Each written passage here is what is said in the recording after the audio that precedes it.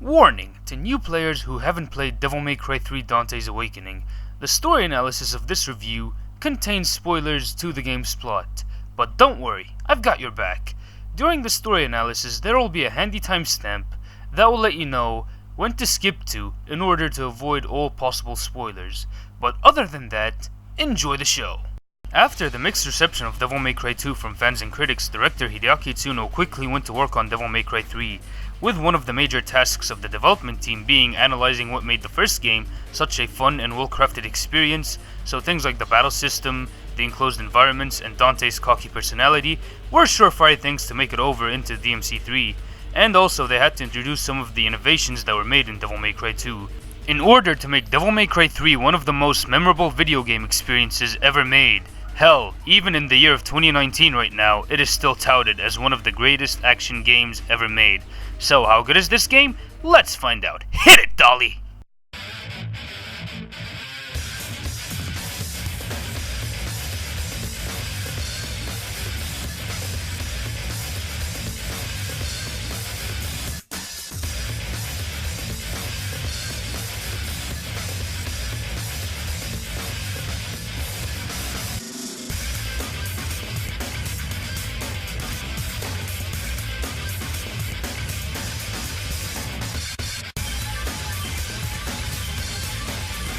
I can already tell. Looks like this is gonna be one hell of a party! Wanna know the name? Devil May Cry. So before we could properly jump into this review, I just have one question to ask you. Yes, you, the one watching this right now. Have you ever played that one video game in your entire life that has became your very obsession to the point that it changed your perception of what a video game should be, and by extension, your entire life? Well, Devil May Cry 3 was the game that did that for me. I haven't exactly gone over my personal history with the series in my last two videos, so here we go. Back in the year of 2011, a young 13-year-old Joe went into a video game store looking for a new video game to buy on the PlayStation 2. So what I did, I ended up getting Metal Gear Solid 3, and DMC3 came along with it for free. And back at the time, I had a very irrational fear of demons and devils, so I was expecting DMC3 to be a horror game. So I put the game disc in out of pure curiosity, and by God, I tell you, I was not ready for the crazy ass roller coaster ride that I was about to go on. So what made Devil May Cry 3 such a paradigm shifting masterpiece, not just for me, but for many other gamers across the globe? Let's jump into this crazy party known as Devil May Cry 3 Dante's Awakening.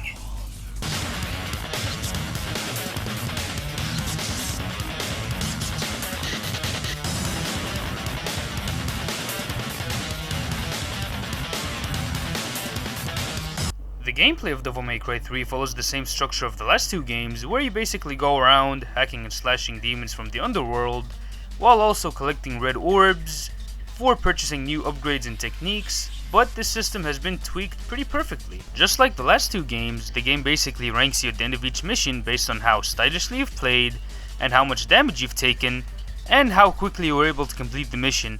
Also, one thing that does make a return in this game is basically the style meter that goes at the top right of the screen, that goes all the way from dope all the way to stylish, with 3 S's instead of 1 this time around. One thing that I do like about the style meter, however, is the little gauge at the bottom that shows you how close you are to getting a brand new letter grade, and how close you are to losing the letter grade that you have on you at the moment. While this is not exactly a very game-breaking feature, but however, what I do like is that it helps inform you, the player, on what the game is demanding of you at that point in time to actually increase your combos so that you could actually maximize the end mission ranking. Since we're on the topic of style, this brings me to the greatest innovation ever presented in an action game, and that is the style action system. Now, what this is, it's essentially stances that allow Dante to perform unique and different abilities that add to your abilities that you already have with your devil arms and firearms. And you start the game off with 4 different styles. Those being Trickster, a style that emphasizes quick movement and evasion through ground dashes that help you in avoiding enemy attacks and repositioning yourself teleportation to teleport to faraway enemies, and a dope-ass 15-step wall flip that makes you look like a total badass while avoiding enemy attacks and aerial dashes. Also, if you master Trickster, you could look like a total badass while avoiding all enemy attacks and taking no damage from it in the process. You also get the Swordmaster style, a style that basically adds a lot of aerial and ground melee attacks to your devil arms, where if you end up mastering it, you could pull off some pretty insane combo chains, I ain't even kidding. One thing that did make it over from Devil May Cry 2 for those of you who like DMC2's use of guns is basically the Gunslinger style, where you could basically shoot in multiple different directions, and here's the kicker, you could perform actually stylish combos and techniques with your guns, which makes a lot of sense since the main protagonist is basically a part demon gunslinger. Then you get Royal Guard, a style that basically prioritizes defensive capabilities like blocking and counterattacking via the Royal Release. In fact, Royal Guard is this game's high risk, high reward style, because in order to use it properly, you have to be very familiar with the enemy attacks, patterns, and behavior. But once you do get the hang of Royal Guard, practice it a bit, it becomes the most overpowered style to use in the game. You could also switch these styles through the Goddess of Time statues, but in fact, you level up one style through an entire playthrough, where you become pretty overpowered in your respective styles, provided that you know how to use it. But if we are going to be talking about some of the great design philosophies that made it over from the first game, then look no further than the Devil Arms. You see, in the first game, it gave you an idea that the Devil Arms were somewhat sentient because they tried to kill whoever got close to them, but however in DMC3, you end up killing a boss, and then it quite literally turns into a brand new weapon. Take a look at this! Strength, I acknowledge your ability. Take my soul and go forth. You have my blessing.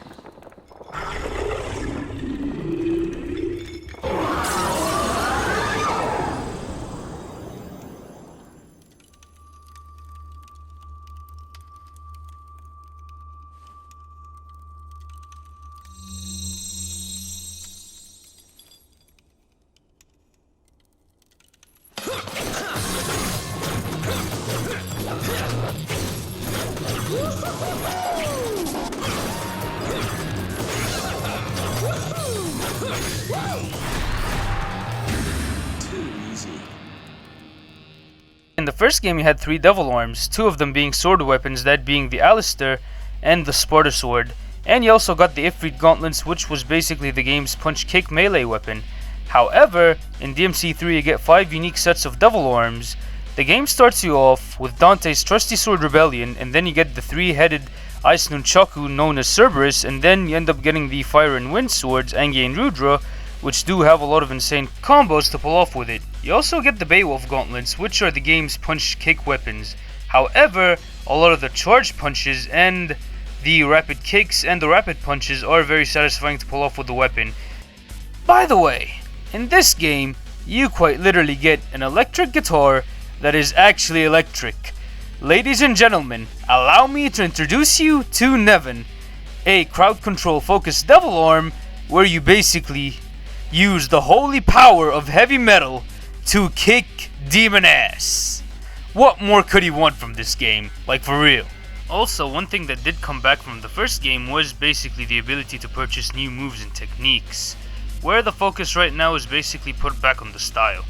And combo strings, especially the fact that you already have the pause combos back in. One of the things that was carried over from Devil May Cry 2 in a really big way was the ability to switch your weapons on the fly by the push of a button. In fact, you could equip 2 Devil Arms and 2 Firearms at a time, and if you combine this with your fighting style, this could basically create for some of the most insane combos ever seen in an action game, provided that you know what you're doing with the systems in place. It's also worthy to note that Devil May Cry 3 has a lot of insane depth with its combat, with the advanced mechanics like jump cancelling, switch cancelling, and invincibility frames, but however, if I do talk about these, we might be here for all eternity. But, however, if you're new to the game, it's very easy to pick up and play and understand, but it's pretty hard to master. But if you're new to the game, there's still crazy amounts of fun to be had with the game's forensic combat and with the many fun encounters with enemies and bosses that you'll be facing throughout the game. Plus, what Dante could actually do in cutscenes, you could actually do in gameplay yourself. In fact, one thing I do like about this game is the dynamic taunt system. You see, in the first game, the taunt was just one gesture without any one-liners, but in this game, however, depending on your style ranking, basically Dante throws out a different gesture along with a different quip each time. And just like the first game, in order to reap some of the benefits of the taunt system, you have to be close to an enemy while taunting the enemy, so that you could basically gain your Devil Trigger gauge back, and so that you could basically add to your style, which goes a very long way to make you feel like the on-screen character, more than the first game did, in all honesty. One of the things that made it back with a vengeance from the first game was pretty much the challenging and yet rewarding difficulty, because one of the problems that many players had with the second game was the fact that it was too easy. So what Capcom did in 2005, they switched out the normal difficulty with the Japanese hard mode, effectively going into a whole different extreme. A year later, they released a special edition of the game, which scaled the difficulty back by just a tiny bit. But in this review, I will be covering the special edition of the game, but however, Devil May Cry 3 is still a very challenging video game. Even if you are playing on the special edition, it will throw many different hurdles at you, whether if it's through the enemy encounters or the boss battles. In fact, a lot of the enemy AI here is pretty damn aggressive.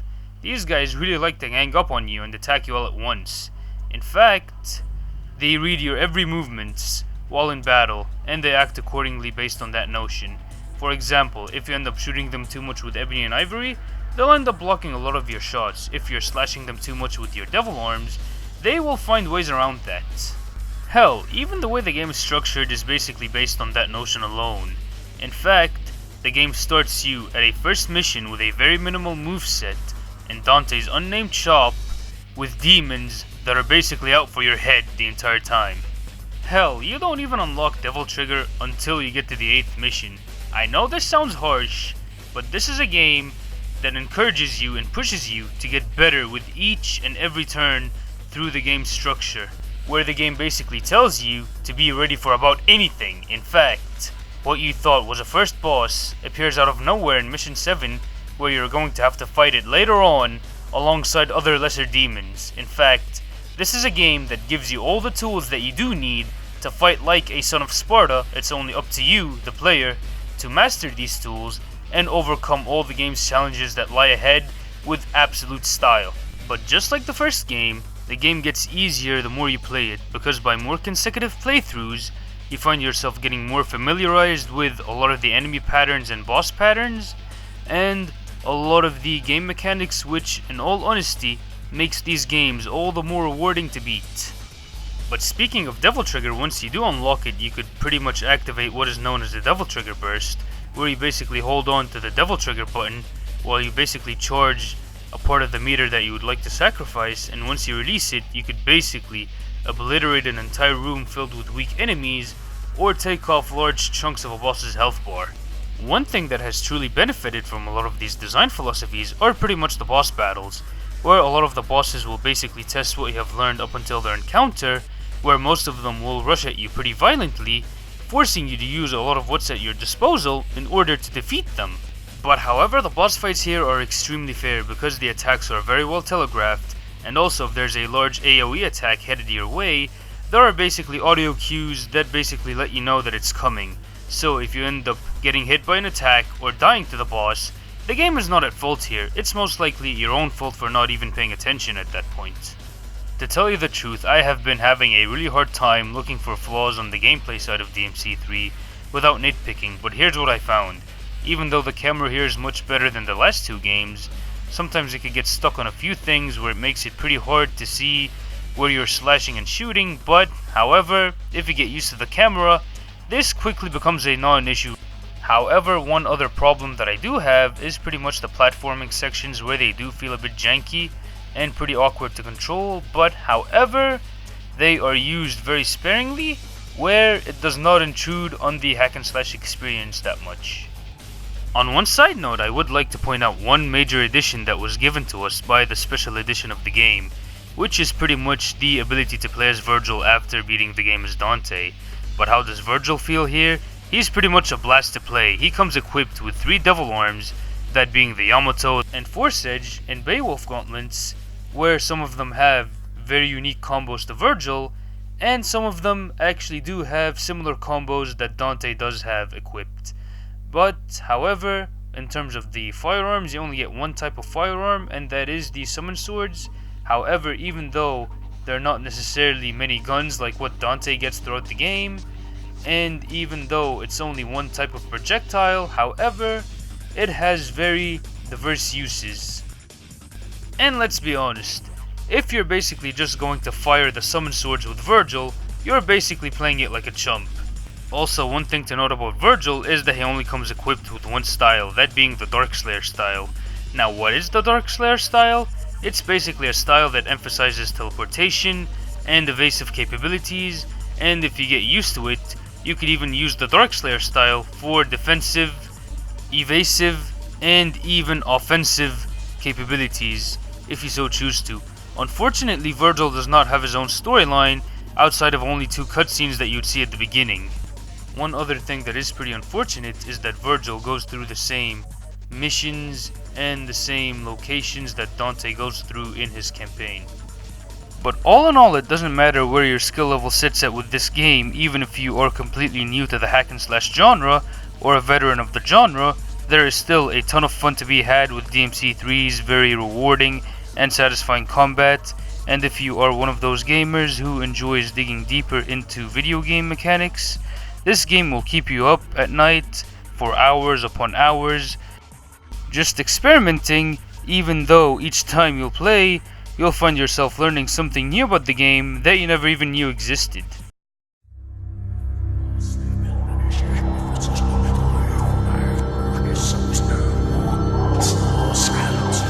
One positive aspect that I do have about this game is basically the balanced level design, where you see the second game went for more expansive and open-ended levels, while the first game went for more claustrophobic and closed-in environments that you'd see in most Resident Evil games. However, DMC3 meets somewhere in the middle, where missions have both claustrophobic and closed-in environments, where most battles would take place in, and there are also expansive and open-ended areas that provide for some exploration, fun encounters, and some puzzle solving. In fact, a lot of the puzzles here are a bit more intricate, involving some light puzzles and some platforming challenges, instead of find the specific item and bring it to the specific location, even though there's still plenty of these in the game. But however, the level design of DMC3 is more combat heavy than the level design of DMC2, and in some cases even DMC1. But speaking of level design, I actually like how the Temini Gru looks, even though it's not as haunting as Malay Castle from the first game, but it has a pretty eerie look to it, where it looks like the place has been overrun by demons for thousands upon thousands of years, due to a lot of the gothic and dungeon based design, mixed in with some palace hallways and room designs, where it makes it look like a place that human beings don't even belong in. One other thing I would like to point out is the game's kick-ass OST. Just like the previous 2 games, when you're exploring locales of the Temini Gru or solving puzzles, you will be accompanied by some of the most horrifying music that will have chills running through your spine. Take a listen to this.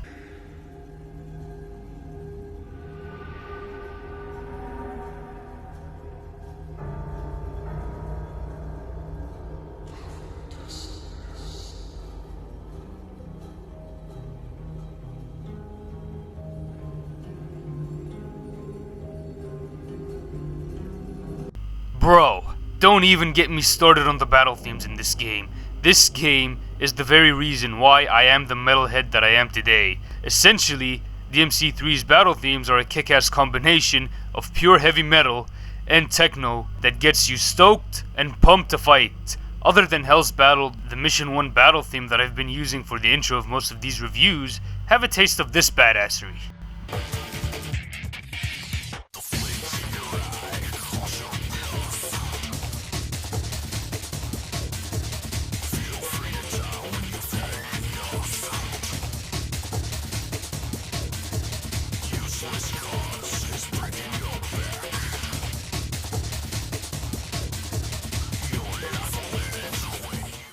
But one thing I do see becoming a problem to other gamers is pretty much that the battle themes are usually repeated. But however, this is not an issue for me since I am fully in love with a lot of the battle themes.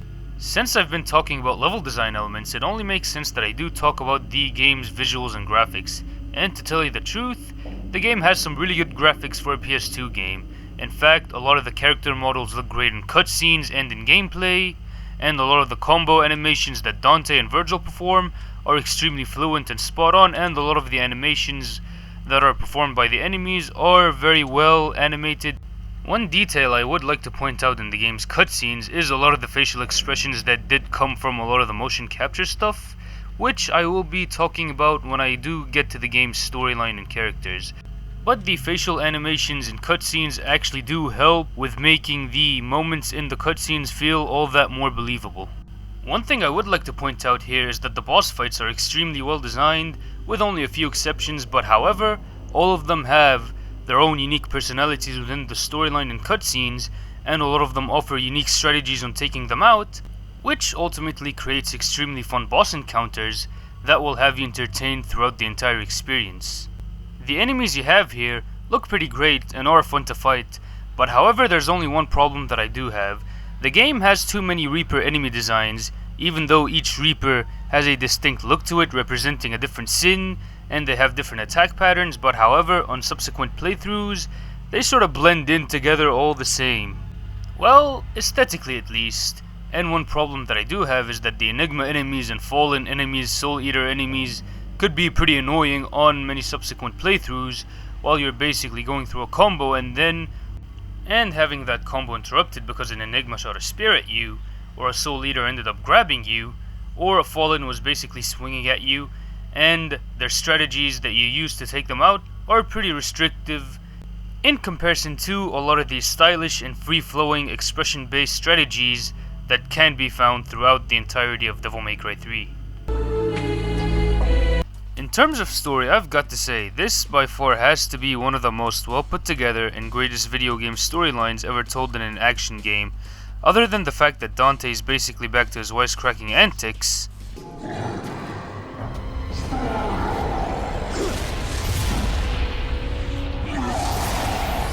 Oh, you poor thing. Didn't your mother ever teach you how to use a door? Huh?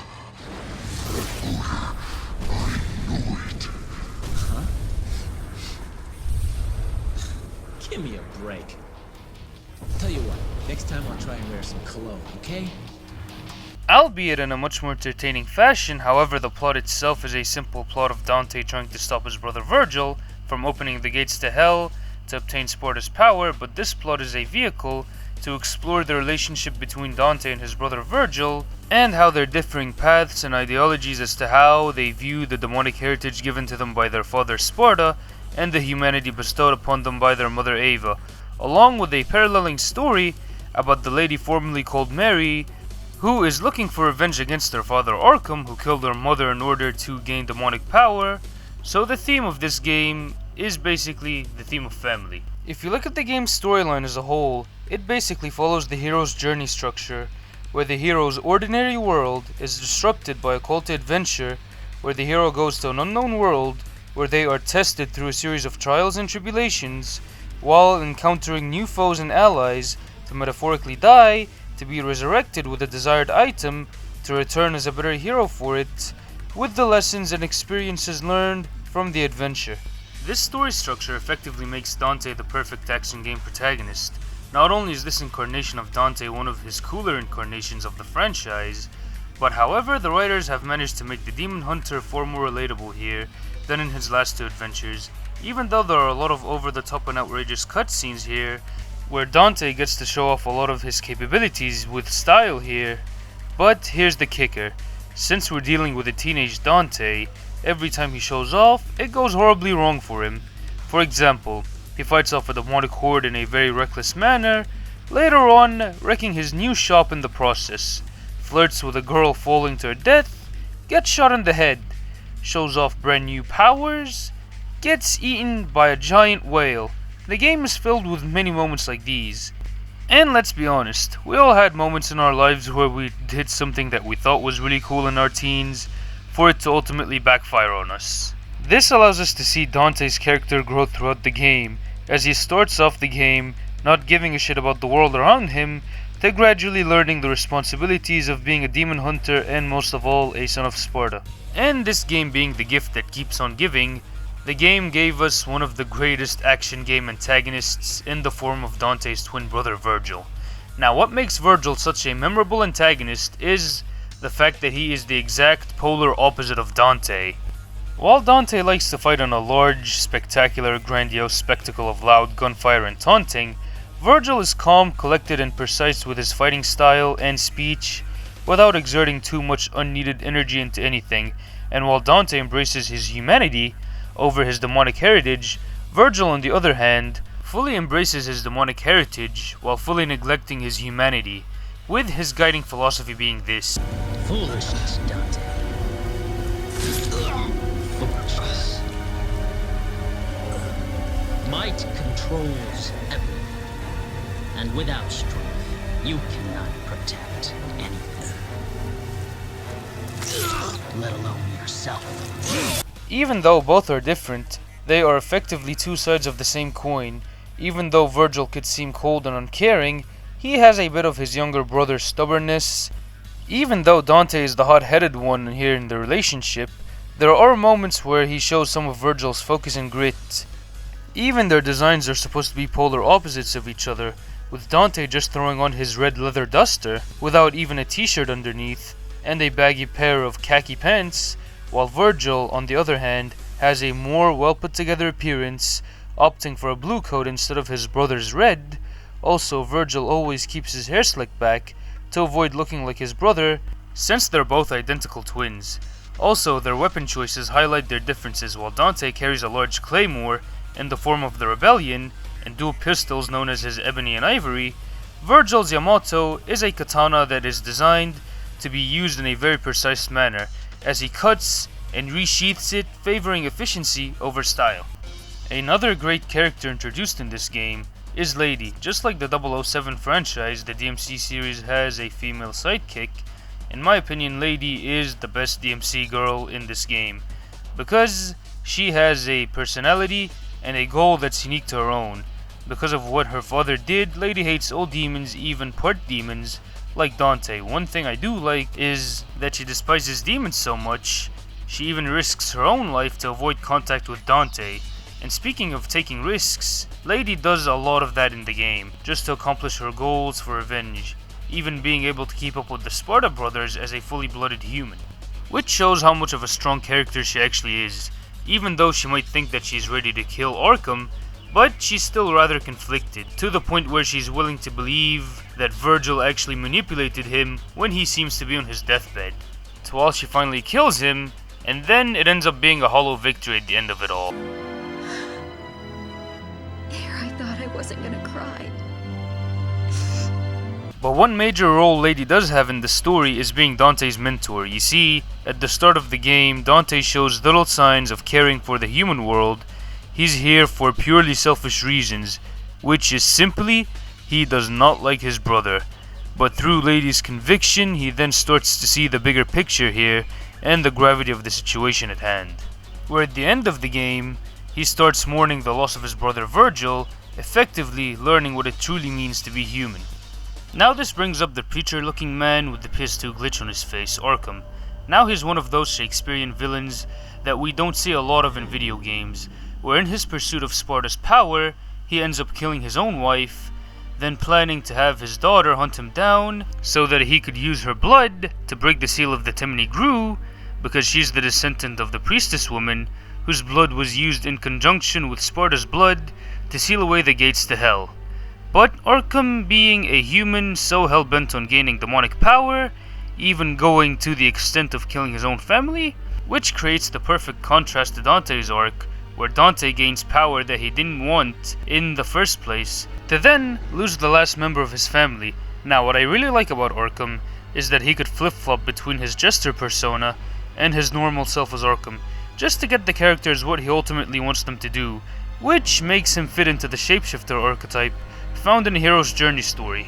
Now he knows he's much weaker than the Sons of Sparda, who both have a half of the perfect amulet, but however, Arkham plays at it from a mental point of view, where when it comes to Virgil, he acts as his loyal servant who is willing to do Virgil's bidding.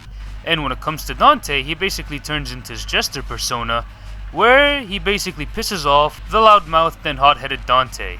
But as for his loving daughter, and yes, I'm putting that in between quotes, Arkham manipulates Lady purely from a psychological standpoint, where he knows that she's pretty much conflicted on whether she should kill him or whether she should not, where he basically puts on the facade of the loving father who has raised her since she was a child, when it serves to be very convenient for him.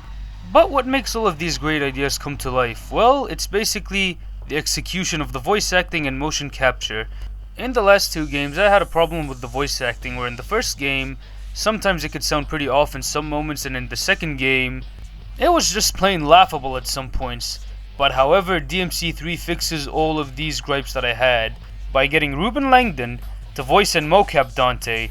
You see, back in the day, before this game was being worked on, a lot of video games actually had the motion capture actors from Japan, where they would be doing a lot of the stunts that you'd see in the cutscenes, while having the American voice actor dub over it. While some of these turned out just fine, others turned out being laughable at best. So Ruben and his stunt team at the time pitched the idea to Capcom, what if we had American voice actors actually mocap a lot of the video game characters, so then you would end up getting a better result.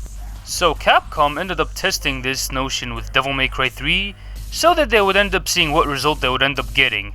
And by God, let me tell you, they have gotten some of the most spectacular results in video game voice acting and motion capture that you would ever see back at the time. Now the way Ruben portrays Dante, he basically portrays him with a swagger and confidence that allows you to buy his coolness factor within the cutscenes that he's featured in. Just listen to this gem. Worthy to set foot here. Wow, I've never seen a talking mud before. You know, in a dog show, you'd definitely take first place. Also, huge props should be given to Virgil's voice actor, Daniel Southworth, who gives Virgil a very commanding presence where you have no choice but to respect and fear Virgil. Take a look at these. Why didn't you kill her? Perhaps because she's your daughter? Did some pesky fatherly love get in your way? That's none of your...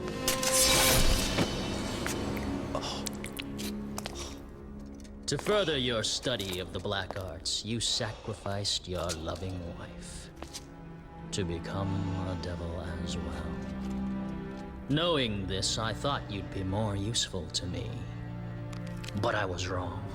Also, both actors have great chemistry with each other. Since Ruben Langdon also said that Daniel Southworth, while he was working with him on Power Rangers, was the closest thing he had to him as a brother, and with that also being the case in Devil May Cry 3, where you see that brotherly dynamic play out in Dante and Virgil's sibling rivalry throughout the game.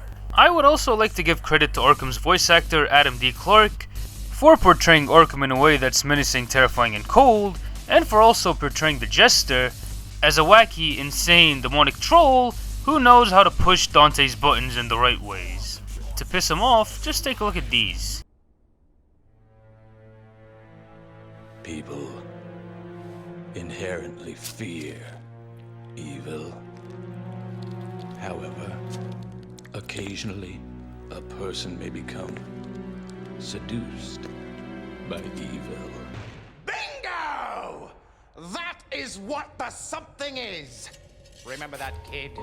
Write it down on your hand if you don't trust your head. Also, huge props to Lady's voice actor, Kari Walligren, for making Lady sound like a confused yet badass chick who has a strong sense of conviction. Take a look at this. It's not something you can reason with. It has nothing to do with me being a human and you being a demon. I'm driven by the inability to forgive him. My soul is screaming, demanding me to kill him. So, do I have any flaws with this story? Well, the simple answer is no. I can't find any flaws with this plot, actually. Writer Bingo Moriyashi truly knocked it out of the park this time around, for real. With the fun yet layered characters and masterful action choreography within cutscenes provided by Shinomura-san that utilized innovative motion capture and voice acting techniques that have become an industry standard at this point. Devil May Cry 3's storyline is an action-packed plot that tackles themes of family, loss, and responsibility in the best of ways, that will be permanently tattooed to your zeitgeist after initial completion. Anyways, thanks for listening to me run my mouth about one of my favorite video games of all time, and it's already way past the 30-minute mark, and I've still got a lot to say. This game is just a masterpiece of a video game. Everything from the fun and deep combat that will keep you up for days, to some of the level designs, and the characters and the storyline, makes Devil May Cry 3 a must-play video game even after all of these years. If for some reason you haven't played this game, I strongly recommend that you do. Even if you have seen the spoilers, you still need to go out and pick this game up. By virtue of it being a prequel to the first game, and the HD collection existing on virtually every single modern gaming console, there is absolutely no excuse as to why not to play Devil May Cry 3 Dante's Awakening. It gets a triple S rank from me, because this is a game that... I'm absolutely crazy about it! You got that right, Dante. After Devil May Cry 3 successfully rejuvenated the name of the franchise, it went on to sell 2 million copies back then, effectively garnering a larger audience. So, the higher-ups at Capcom quickly took the opportunity to capitalize on this brand new success. But however, the next game was going to be released on a new generation of hardware, which means higher processing power and higher performance. So join me next time on the Son of Sparda Retrospective, as we take a look at Devil May Cry 4, a pretty interesting enigma into the series. This is the Devil Joe, signing off.